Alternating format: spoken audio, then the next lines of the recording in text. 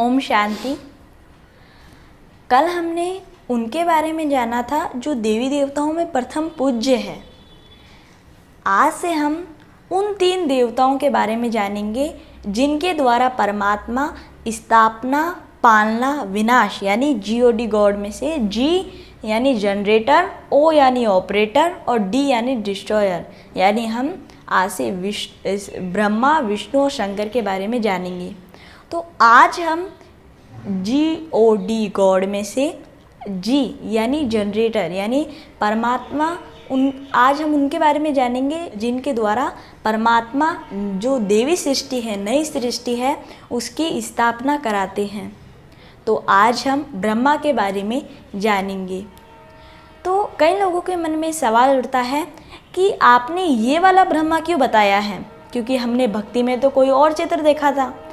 तो गीता में भी लिख रखा है कि जब इस सृष्टि पर आता हूँ तो अति साधारण मनुष्य तन में आता हूँ, अति साधारण और बूढ़े मनुष्य तन में आता हूँ। तो अगर परमात्मा कोई विशेष तन ले ले, क्योंकि परमात्मा के पास खुद का तो तन है नहीं, क्योंकि वह अजन्मा है, हमने ये भी जाना था परमात्मा के गुह्य रहस्य में। तो वे जो तन लेते हैं वे अति साधारण बूढ़ा मनुष्य तन लेते हैं।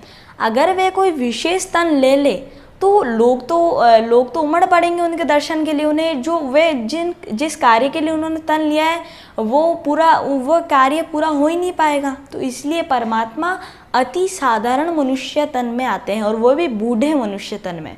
और अभी आप जानते हैं कि कोई भी पवित्र नहीं रहा है इस दुनिया में, तो सभी पतित है।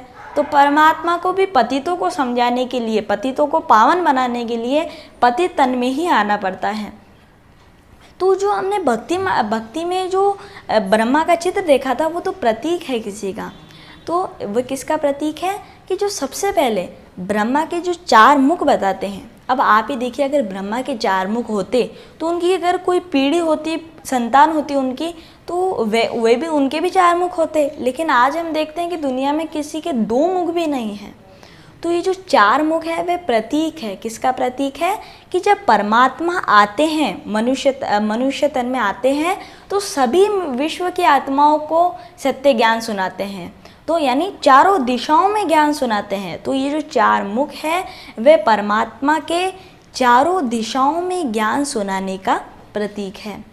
फिर उसके बाद जो उनके दाढ़ी मूंछ बताते हैं। अब किसी भी देवी देवताओं के दाढ़ी मूंछ नहीं बताते हैं, सिर्फ ब्रह्मा के ही दाढ़ी मूंछ बताते हैं। और ना तो किसी देवताओं के दाढ़ी मूंछ बताते हैं, ना असुर के दाढ़ी मूंछ बताते हैं। असुरों के सिर्फ मूंछ बताते हैं। लेकिन मनुष्य ही ऐसा है जिसके दाढ़ी मूंछ दोनों बताते हैं। तो ये परमात्मा के अति साधारण मनुष्य तन में अवतरित होने का प्रतीक है। फिर उसके बाद ब्रह्मा के हाथ में क्या होता है? कमल पुष्प होता है। तो ये परमात्मा के मनुष्यों को कमल पुष्प समान बनाने का प्रतीक है। अभी दुनिया कैसी है? कीचड़ समान है, क्योंकि आज दुनिया में इतने दुख है, अशांति है, पाप है, भ्रष्टाचार है, दुराचार है। तो आज दुनिया कीचड़ समान हो गई है। तो परमात्मा आते हैं हमें इस कीचड़ समान दुनिया में, क्योंकि कीचड़ जो कमल कीचड़ में ही उगता है, लेकिन उससे न्यारा रहता है। तो परमात्मा आए हैं हमें इस कीचड़ समान दुनिया से कीचड़ समान दुनिया में कमल समान बनाने। तो इसलिए ब्रह्मा के हाथ में कमल बताया है। और उनके हाथ में सर्व वेद शास्त्र बताते हैं। अब ब्रह्मा को सर्व वेद शास्त्र पढ़ने की कहाँ आवश्यकता पड़ गई? लेकिन जब परमात्मा आते हैं तो अब मनुष्य ने क्या गलती कर दी है? परमात्मा का नाम हटा दिया है और सिर्फ ब्रह्मा का नाम रख दिया है। कहते हैं कि ब्रह्मा सृष्टि की स्थापना करते हैं। ब्रह्मा सृष्टि की स्थापना नहीं करते हैं। उनसे भी ऊपर जो परमात्मा शिव है वे ब्रह्मा द्वारा सृष्टि की स्थापना करते हैं, क्योंकि उन्हें शरीर तो चाहिए। तो जैसे हम कह सकते हैं लोन लेते हैं किसी का शरीर। तो जो परमात्मा ब्रह्मा द्वारा जो सत्य ज्ञान सुनाने का प्रतीक है, सर्व वेद शास्त्रों का सार सुनाने का प्रतीक है, ये ब्रह्मा के हाथ में सर्व वेद शास्त्र। क्यों बताए सर्व वेद शास्त्र? कि परमात्मा जब आते हैं तो ब्रह्मा के तन से सर्व वेद शास्त्रों का सार सुनाते हैं। तो उसके बाद कई शास्त्रों में ये भी लिख रखा है कि ब्रह्मा के 1000 भुजाएं हैं। अब आप ही सोचिए, किसी भी मनुष्य के 1000 भुजा हो सकती है, तो ये जो 1000 भुजा है वे जब परमात्मा आते हैं तो उनके कार्य में मददगार, उनके कार्य में निमित्त कई आत्माएं, बहुत सारी आत्माएं बनती हैं। तो अगर आप देखें कि अगर बहुत सारे लोगों का प्रतीक बताना हो तो उन पे एक को ही बताते हैं, सभी लोगों को नहीं बताते हैं। तो ये जो ब्रह्मा है वह उन सब की निशानी है कि ये जो 1000 हाथ बताए हैं वे इतनी सारी आत्माओं के सहयोग की निशानी है कि जब परमात्मा आते हैं तो जो आत्माएं मददगार बनती है तो उनके प्रतीक के लिए बताया है ये ब्रह्मा के 1000 हाथ।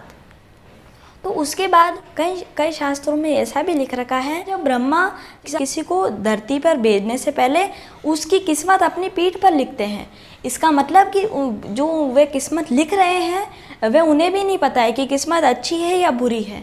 तो ये जो ब्रह्मा के अपनी पीठ पर सबकी किस्मत लिखना, ये परमात्मा के मनुष्यों के सुख दुख भोगने में दोषी ना होने का प्रतीक है। कि आज हम देखते हैं कि मनुष्य के साथ कुछ भी अनहोनी होती है, दुख होता है मनुष्य के जीवन में, तो वह परमात्मा पे नाम लगा देता है, लेकिन वे खुद जो वे कर्म करता है पिछले जन्म के चाहे इस जन्म के, वही भोगता है। तो जो उसको जो भी फल मिलता है वह उसके पिछले जन्म के कर्म या इस जन्म के कर्म के अनुसार मिलता है, इसमें परमात्मा का कोई दोष नहीं है।